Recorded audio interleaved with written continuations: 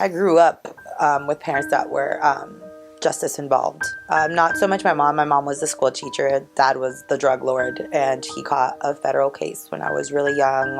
And he served a lot of time. So, the courts, being in the court, because my mom didn't speak English, and translating, having to tell her everything that was going on. That was how I grew up. And learning about what was done at a very young age, what led to my dad's incarceration, all of that affected me. And then I just kind of took the same path. When you're so broken, you just do things I did things to just get by, to make it, to just, I would use and cover up. And there was really no goal. The goal was to stay high. That was the goal. The goal was to not run out of money. That was the goal. But other than those goals, there was no other goals.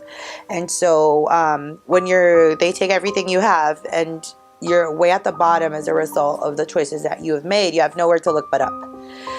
So what happened was I lost everything. My daughter was taken. I went to federal holding. From the beginning, God was there. From the very beginning. At the beginning, I couldn't really do it for me. So at first, my goal was just to do whatever the courts had to do so eventually I can get to her. And then as I kept evolving, my goals kept changing. So then instead of doing the program for the court, then I started doing it for me more the second time around. And instead of just doing things for other people, I'm doing it for myself because I'm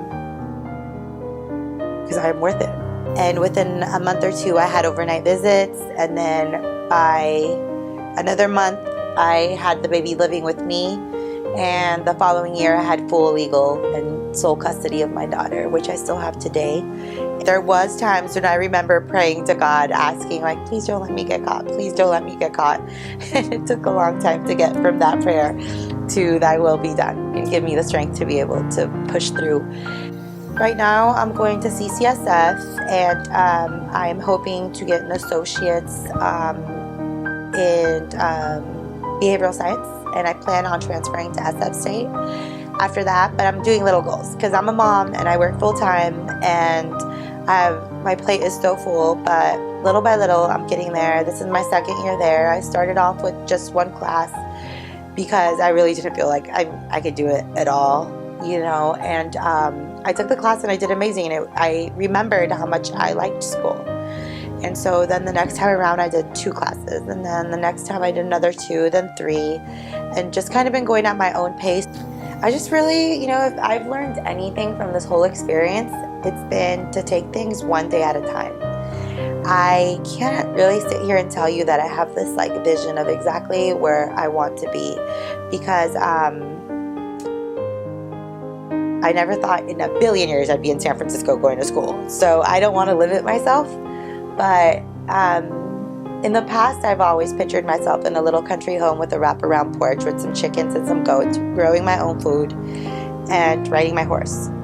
And today I live in a concrete jungle, but I'm really, really happy, So it all, I don't know, just one day at a time. I take it one day at a time. Today is just get my homework done, take care of Floopy, take care of Daisy, go to sleep, wake up, and then if I did that well, then I can do the same thing tomorrow. I just want to work and never have to sell drugs again, and be able to go to sleep knowing that I did a good job and not do things that I'm ashamed of or things that hurt other people.